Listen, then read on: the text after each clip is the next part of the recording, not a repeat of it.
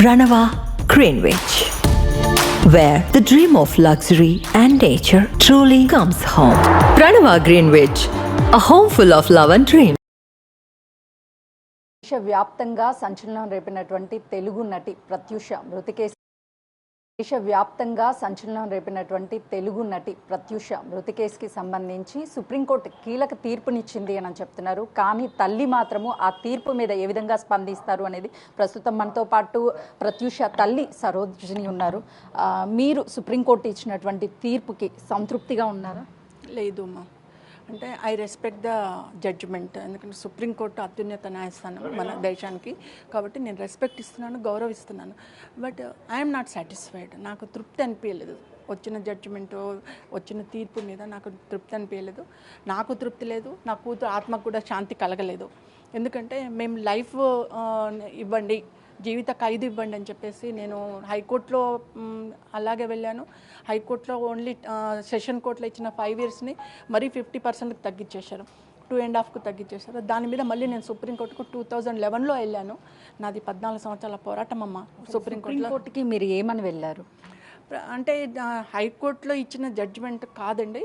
ఇక్కడ ఒక అమ్మాయి హత్య చేయబడ్డది, ఒక అమ్మాయి రేప్ చేయబడ్డది, అత్యాచారం చేయబడ్డది. ఎంతో భవిష్యత్తున్న అమ్మాయిని చంపేశారు. మంచి భవిష్యత్తుకు పెద్ద పేరు తెచ్చుకొని కష్టపడదాం అనుకున్న అమ్మాయిని చంపేశారు. ఇక్కడ మా కుటుంబం ఎదగలేదు, మా కుటుంబానికి ఎవరు ఆధారం లేరు, తండ్రి లేడు, తను ఒక్కతే ఆధారము, తను కూడా పోయింది. సో మాకు జీవిత ఖైదు ఇవ్వండి, దోషి ఎవరైతే ఉన్నారో అతనికి జీవిత ఖైదు ఇవ్వండి అని చెప్పేసి నేను వెళ్ళానండి. 14 years జరిగినాయి. అంటే ఏ తల్లికి కూడా ఇంత కష్టం రాకూడదు. బిడ్డ చనిపోయిందనేదే చాలా బాధాకరం. కానీ మీరు అత్యాచారం చేసి చంపారని మొదటి నుంచి చెప్తున్నారు. కోర్టు ఏ విధంగా పరిగణలోకి తీసుకుంది?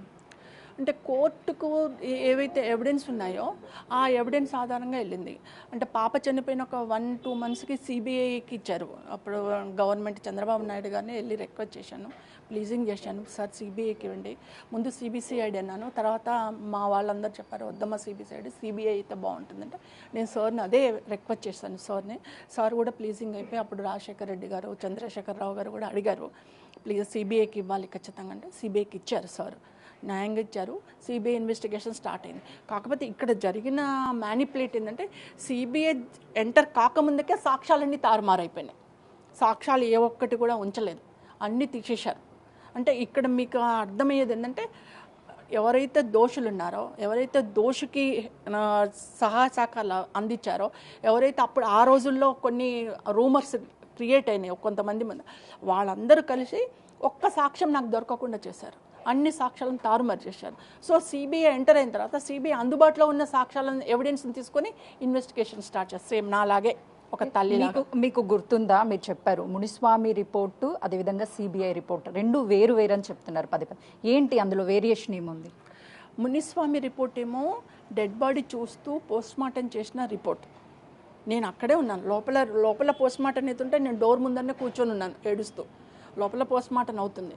సో బాడీలో ఏముంది, బాడీ పైన ఏ పార్టులో ఏముంది, బాడీ పైన ఏముంది, బాడీ లోపల ఏముంది అనేది పోస్ట్మార్టం చేసి తయారు చేసిన రిపోర్టు మునిస్వామిది. ఈ త్రిసభ్య కమిటీ తయారు చేసిన రిపోర్ట్ ఏమో ఆఫ్టర్ 2-3 months వాళ్ళు కొన్ని అందుబాటులో ఉన్న కొన్ని రిపోర్ట్స్ని తీసుకొని వాళ్ళు ఒక రిపోర్ట్ తయారు చేశారు.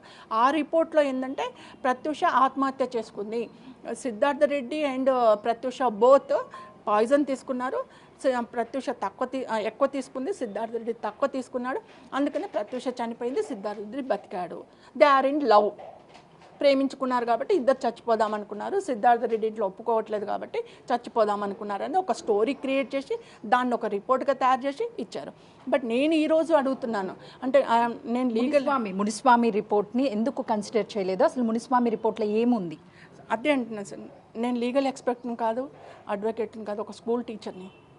బట్ నేనేం చెప్తున్నానంటే ఎక్కడైనా పోలీసు వాళ్ళు ఛార్జ్షీట్ సబ్మిట్ చేసేటప్పుడు కోర్టులో సిబిఐ ఛార్జ్షీట్ సబ్మిట్ చేసేటప్పుడు కామన్గా అందరికీ తెలిసిన, సమాజంలో అందరికీ తెలిసింది ఏంటంటే పోస్ట్మార్టం రిపోర్ట్ను కౌంట్ చేసుకొని పోస్ట్మార్టం రిపోర్ట్ ఆధారంగా ఛార్జ్షీట్ సబ్మిట్ చేస్తారు. బట్ ప్రత్యూష కేసులో పోస్ట్మార్టం రిపోర్ట్ ఎందుకు కౌంట్ చేయలే? ఆయన మునిస్వామి క్లియర్గా ఇచ్చాడు, ప్రత్యూష తొడల మీద, ప్రత్యూష చెస్ట్ మీద, ప్రత్యూష కడుపు మీద ఒకరికంటే ఎక్కువ మంది విషయాలు ఉన్నాయి.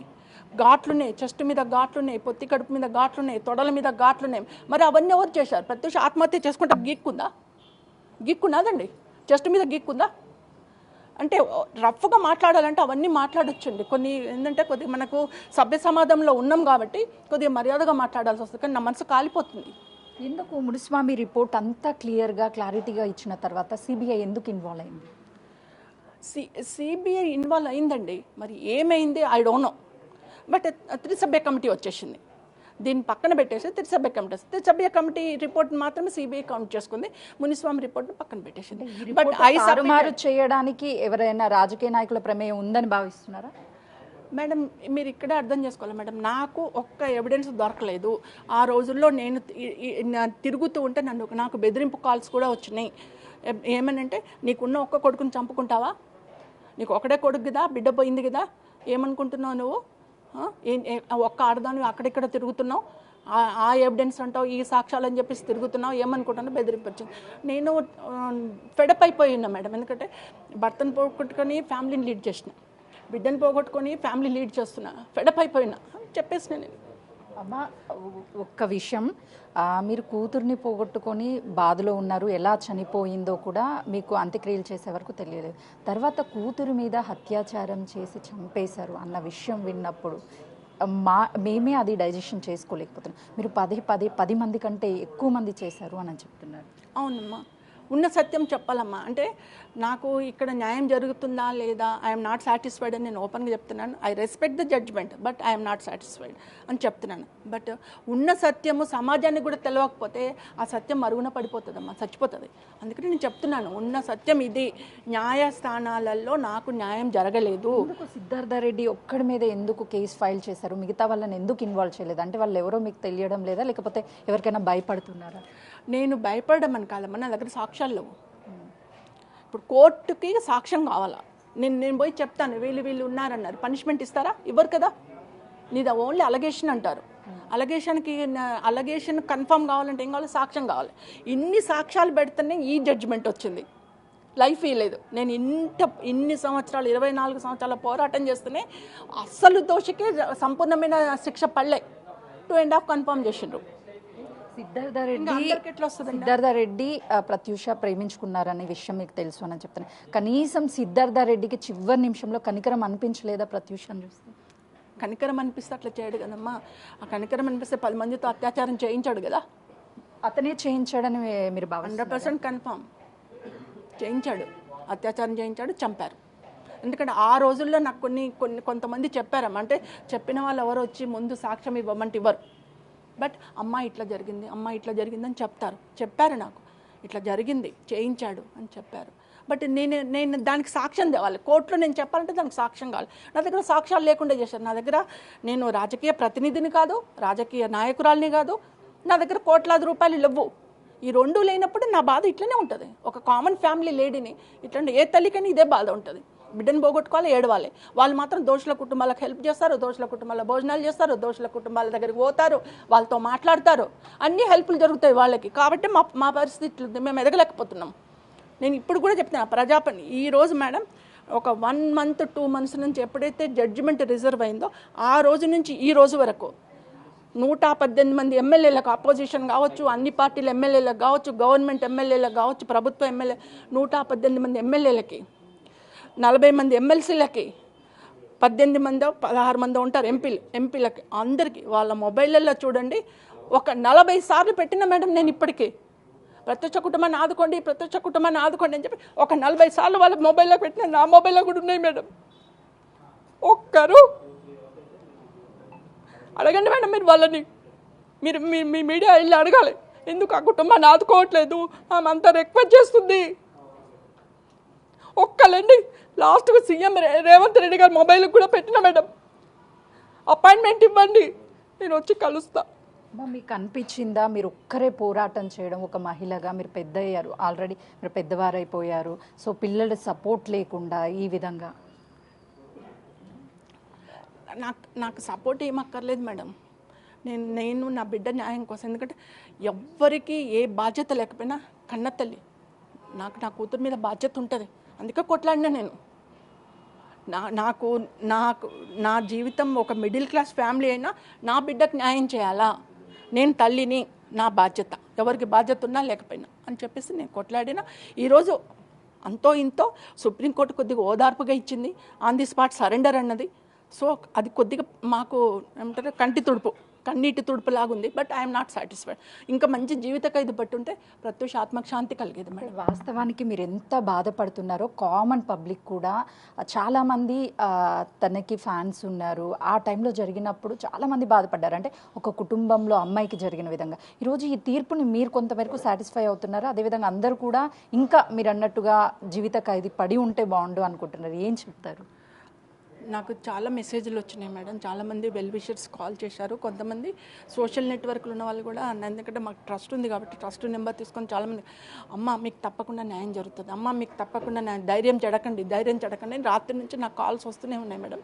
బట్ నాకు సంబంధించిన మా ట్రస్ట్ స్టేయబులర్స్లు కానీ, నా స్టేయబులర్స్లు కానీ, మా ఫ్యామిలీ ఎవరు నాట్ సాటిస్ఫైడ్ మేడం. చెప్తున్నారు జీవిత ఖైదు పట్టుంటే బాగుండేది, ఒక అమ్మాయి పోయింది, మనకి ఇన్నేళ్ళ నుంచి కొట్లాడుతున్నాం మనకేంటిది ఇది, ఈ దౌర్భాగ్యం ఏంటిది, న్యాయస్థానాలు ఏంటిది, ఇంత తక్కువ పనిష్మెంట్ ఇవ్వడం ఏందని చెప్పి అడుగుతూనే ఉన్నారు మేడం. అంటే బెయిల్ మీద బయటకు వచ్చిన తర్వాత అంటే తనకి అసలు శిక్ష పడుతుందో పడదు అని చెప్పేసి అనుకున్నారు. అలాంటిది అట్లీస్ట్ 2 years అయినా పడిందంటే కొంతైనా నమ్మకం కలుగుతుందా? అదే అంటున్నాను కదా మేడం, మా ఫ్యామిలీకి ఒక కంటి తుడుపు చర్యలాగా వచ్చింది ఈ జడ్జిమెంట్. బట్ ఇంకా జీవిత ఖైదు పడి ఉంటే బాగుండేది. మేము ఇంకా జడ్జిమెంట్ కాపీ మొత్తం రాలేదు. మా అడ్వకేట్ గారు మార్నింగ్ జడ్జిమెంట్ అనౌన్స్ కాగానే కాల్ చేసి చెప్పారు, కొన్ని పాయింట్స్ చెప్పారు, ఈ విధంగా ఉంది మీరు మాట్లాడొచ్చు అని. మిగతాది ఏదైనా ఉంటే ఆఫ్టర్ జడ్జిమెంట్ కాపీ తీసుకున్నాక వీ కెన్ డిస్కస్ అని అన్నారు. ఇంకా అంతవరకు నేను నెక్స్ట్ డిసిషన్ ఏమి తీసుకోలేను మేడం. మా అడ్వకేట్ గారితో డిస్కస్ చేసిన తర్వాత నెక్స్ట్ డిస్కషన్ తీసుకుంటాను. సిద్ధార్థ రెడ్డి తను ఇద్దరు ప్రేమించుకొని ఎందుకు ఒకవేళ నిజంగానే విషయం తీసుకొని చనిపోవాలనుకున్నా కూడా ప్రత్యూష ఎందుకు చనిపోయిందని చెప్తున్నారు, సిద్ధార్థ రెడ్డి ఎందుకు చనిపోలేదని న్యాయవాదులు చెప్తున్నారు. సిద్ధార్థ వాళ్ళు ఒక స్టోరీ క్రియేట్ చేసింది కదా మేడం. ఇద్దరు లవ్ చేసుకున్నారు, వాళ్ళ ఇంట్లో ఒప్పుకోలేదు. సో నా ప్రత్యూష ఎక్కువ దాగింది విషయము, సిద్ధార్థ రెడ్డి తక్కువ దాగిండు. సిద్ధార్థ రెడ్డి ప్రత్యూషను తీసుకొని హాస్పిటల్కి పోయిండు. అక్కడ ప్రత్యూష ఎక్కువ తీసుకుంది కాబట్టి చనిపోయింది. షీఈ్ హీరోయిన్, కొద్దిగా వీక్ బాడీ కాబట్టి చనిపోయింది. ఆయన బతికి బయటపడ్డాడు. ఇది వాళ్ళు క్రియేట్ చేసిన story. I'm not agree that story. నేను అగ్రీ అవ్వట్లేదు ఆ స్టోరీకి. ప్రత్యూష అత్యాచారం చేయబడింది, ప్రత్యూష చంపబడింది, మర్డర్ చేయబడింది. ఇప్పటికి కూడా నేను అదే చెప్తున్నాను. ఫైనల్గా నేను ఒకటే డిసైడ్ అయిపోయాను, సుప్రీంకోర్టులో నెక్స్ట్ ఏం చేస్తాము ఏమన్నది మా అడ్వకేట్ డిస్కషన్ తర్వాత మేము డిసిషన్ తీసుకుంటాం. ఫైనల్గా ఎక్కడ ఈ మానవులు ఉన్న న్యాయస్థానాలలో న్యాయం జరగకపోయినా దేవుడి కోర్టులో ఈ ప్రత్యూష కేసులో ఇన్వాల్వ్ అయిన ప్రతి ఒక్కరు, చిన్న నుంచి పెద్ద ప్రతి ఒక్కరు కుక్క చావు చేస్తారు. మంచిగా చావరు వాళ్ళు, నవ్వుచి కుక్క చావాలి. నా బిడ్డ కాళ్ళ దగ్గరికి పోవాలి, వాళ్ళు తప్పకుండా పోతారు. పాప చూడకపోయినా నేను చూస్తా. ఇప్పుడున్న ప్రభుత్వాన్ని కూడా నేను రిక్వెస్ట్ చేస్తున్నా, ఇప్పటికైనా దయతోటి, సీఎం రేవంత్ రెడ్డి గారి దయతోటి, ప్రభుత్వం దయతోటి ప్రత్యూష కుటుంబాన్ని ఆదుకోండి. ప్రత్యూష కుటుంబం ఏం పాపం చేసింది, ఎందుకు పక్కన పెడుతున్నారు? మేము ఏం పాపం చేసినాం? బాధితులం, అన్యాయం అయిపోయినాం, మా కుటుంబం అన్యాయమైపోయింది, మమ్మల్ని ఆదుకోండి అని చెప్తున్నాను. సినిమా రంగం నుంచి మాకు ఎలాంటి సహాయ సహకారాలు అందలేదు. ఏ ప్రభుత్వం ఈ కేసుకి సంబంధించి అందరూ ప్రత్యూష కుటుంబానికి న్యాయం జరగాలని కామన్ పబ్లిక్ నుంచి తమ గలాన్ని వినిపించారు. ఎందుకు ఇండస్ట్రీలో అంతా ఫేమస్ అయినటువంటి తక్కువ టైంలోనే ప్రత్యూషకి సినీ ఇండస్ట్రీ ఎందుకు సపోర్ట్ చేయలేదు? స్టిల్ ఇప్పటికి కూడా చేస్తుంది ఏమన్నా? ఎవరు ఏం సహాయం చేయలేదు. పాప చనిపోయినప్పుడు అండి, 24 years కిందట పాప చనిపోయినప్పుడు నాగార్జున గారు పిలిపించుకున్నారు. అప్పుడు మా అసోసియేషన్ ప్రెసిడెంట్ నాగార్జున గారు కాల్ వచ్చింది, పోయినాను. అతను షూటింగ్లో ఉన్నారు, అన్నపూర్ణ స్టూడియోలో షూటింగ్లో ఉన్నారు. వెళ్ళి కూర్చున్నాను, బాధపడ్డారు, నేను బాధపడ్డాను, కళ్ళ నీళ్ళు పెట్టుకున్నారు. That's the end. ఇంకెవరు నన్ను పిలిపించలేదండి, ఎవరు పిల్లలేదు. అప్పుడు నాగార్జున గారు మా అసోసియేషన్ ప్రెసిడెంట్గా ఉన్నప్పుడు వెళ్ళి చంద్రబాబు నాయుడు గారికి ఒక పిటిషన్ ఇచ్చారు, ప్రత్యూషకు న్యాయం చేయండి. That's the end.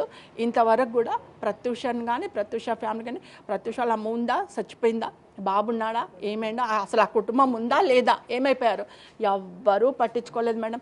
సుప్రీంకోర్టులో ఆర్డర్ రిజర్వ్ అయినప్పటి నుంచి అలర్ట్ అయ్యారు అందరూ, అంతవరకు ఎవరు పట్టించుకోలేదు. ఒంటరి పోరాటం, ఒక్కదాన్ని ఏం డబ్బులు పెట్టుకున్నా, ఏం కొట్లాడినా, ఏం అడ్వకేట్ని బతిమాలుకున్నా నేనే చేసుకున్నా తప్పితే నాకు ఎవ్వరూ ఆదుకోలేదు మేడం. సినిమా రంగం నుంచి కానీ, రాజకీయ రంగం నుంచి కానీ, ప్రభుత్వాల దగ్గర నుంచి కానీ ఎవ్వరూ ఆదుకోలేదు. కలవలకొండ చంద్రశేఖర్ గారిని 10 ఏళ్ళు కలవాలని చెప్పి చెత్త విధాల ప్రయత్నం చేసిన అడిగిన ప్రతి ఒక్క నాయకుడు కూడా అమ్మో సీఎం గారిని మేము కల్పించలేము అన్నారు. ఇప్పుడు సీఎం రేవంత్ రెడ్డి గారికి మీకు చెప్పాను 2 months నుంచి ఉన్న ప్రభుత్వంలో ఉన్న అందరి ప్రజాప్రతినిధులకు, ఎమ్మెల్సీలకు, ఎమ్మెల్యేలకు, ఎంపీలకు అందరికీ రిక్వెస్ట్ పెడుతూనే ఉన్నాను. ఒక 30 సార్లు పెట్టిన ఈ 2 నెలల్లో. Nobody coming forward to alert. అంటే ప్రత్యూషకి ఫైనల్గా న్యాయం జరగాలి అంటే ఏం జరగాలనుకుంటున్నారు? ఇప్పుడు అండి మా కుటుంబాన్ని ఆదుకోవాలండి. నా బిడ్డ చనిపోయింది, సుప్రీంకోర్టులో జడ్జిమెంట్ వచ్చింది. మరి ఇప్పుడు ఎంతోమందిని ఆదుకుంటున్నారు కళాకారులని, మీరు చూస్తున్నారు కదా మేడం, ఎంతోమంది కళాకారులను. మరి మా కుటుంబాన్ని కూడా ఆదుకోండి, చితికిపోయి ఉన్నాం. ఒక్కసారి అమ్మా ఫైనల్గా ఒక్కసారి మీరు నిల్చోండి, మా కెమెరామ్యాన్ ప్రత్యూష ఫోటోని చూపిస్తాడు. ఎందుకనంటే ఆ రోజు మిమ్మల్ని అడిగాను ఒక ప్రశ్న, ప్రత్యూష న్యాయం కావాలి అని అంటే ఏం అడుగుతుందంటే, ఈరోజు అందరికీ నవ్వుతూ ప్రత్యూష కనిపిస్తుంది, కానీ మీకు ఎలా కనిపిస్తుంది? ఈరోజు ఏడుస్తుంది. అమ్మ నాకు ఆత్మశాంతి కలగలేదు, నువ్వు పోరాటం చేసింది ఓడిపోయినావమ్మా, నీ పోరాటం ఓడిపోయింది, నేను ఓడిపోయినా, మనకు న్యాయం జరగలేదు అంటుంది మేడం. మాకైతే న్యాయం జరగలేదు. ఒకవేళ సిద్ధార్థ రెడ్డికి మీరు అన్నట్లుగా జీవిత ఖైదు శిక్ష పడినప్పటికీ మిగతా వాళ్ళని ఏం చేయలేనప్పుడు న్యాయం జరిగినట్లేనా సంపూర్ణ న్యాయం? ఎవరికి? సిద్ధార్థ రెడ్డికి జీవిత ఖైదు శిక్ష పడినా కూడా ఒకవేళ మిగతా వాళ్ళు ఉన్నారు అని చెప్తున్నారు, వాళ్ళని కన్సిడర్ చేయకపోతే సంపూర్ణ న్యాయం జరిగినట్లు అంటే సుప్రీంకోర్టు రీఇన్వెస్టిగేషన్ ఇచ్చుంటే బాగుండేది మేడం. అయినా నా ఉద్దేశంలో రీఇన్వెస్టిగేషన్ ఇచ్చిన సాక్ష్యాలు లేవు మేడం, సాక్ష్యాలు లేవు, తారుమారైపోయినాయి సాక్ష్యాలు. ఎవిడెన్స్ లేనప్పుడు రీఇన్వెస్టిగేషన్ ఇచ్చిన వేస్ట్ మేడం. జీవిత ఖైదు ఇచ్చేస్తే కనీసం 50% అన్నా మేము సాటిస్ఫై అయ్యేవాళ్ళం, అది కూడా జరగలేదు. కాబట్టి మాకైతే ఆత్మతృప్తి అయితే లేదు మేడం, సంతోషంగా అయితే లేదు. మెమరీస్ ఉండుంటాయి ప్రత్యూషతో, ది బెస్ట్ మెమరీ ఏంటి, జీవితంలో మర్చిపోలేనటువంటి బాధ ఏంటి? జీవితంలో మర్చిపోలేని బాధ ఏంటి మేడం, నా కూతురు నాతో లేదు, నా కూతురు నాతో లేదు. అదే నేను జీవితంలో మర్చిపోలేని బాధ. నా సంతోషం ఏంటంటే మేము ప్రత్యూషకు చూడండి మేడం, పూలమాల వేయలే, నేను వేయాలంటే వేలుతున్నా. అమ్మవారికి వేసుకున్నదాన్ని నేను పూలమాల వేయలే. ఎందుకంటే నేను మా బాబు ఎప్పుడు ఏం ఫీల్ అవుతామంటే, షీ ఈజ్ ఇన్ అబ్రాడ్లో ఉంది, ఎప్పటికైనా మా కూతురు వస్తుంది, అబ్రాడ్లో ఉంది అనే ఫీలింగ్ తోటి మేము అలా స్మైల్ ఉన్న ఫేస్ని చూసుకుంటూ గడుపుతున్నా. అంటే నా కూతురు బతికే ఉంది అని ఒక దాంతో మేము సంతోషంగా ఉంటున్నాం. మా కూతురు మాతో లేదు అనే ఒక నిజాన్ని మేము మనసులో దాచుకొని పైకి నిబ్బరంగా తిరుగుతున్నామనే ఒక బాధ మాత్రం మాలో ఉంది మేడం. ఈ బాధ ఇందులో ఇన్వాల్వ్ అయిన అన్ని కుటుంబాలకు రావాలి మేడం. మీరు అందరు నన్ను తిట్టుకుంటుండొచ్చు, ఈమె ఇలా కక్షగా మాట్లాడు, అన్ని కుటుంబాల్లో ఇలాంటి బాధ రావాలి. వాళ్ళకు బిడ్డలు ఉన్నారు, నా బిడ్డను క్రూరంగా చంపిండ్రు, న్యాయం జరగకుండా చేసిండ్రు. వాళ్ళందరూ కూడా దేవుడి కోర్టులో కుక్క చావు చేస్తారు, నేను చూస్తాను.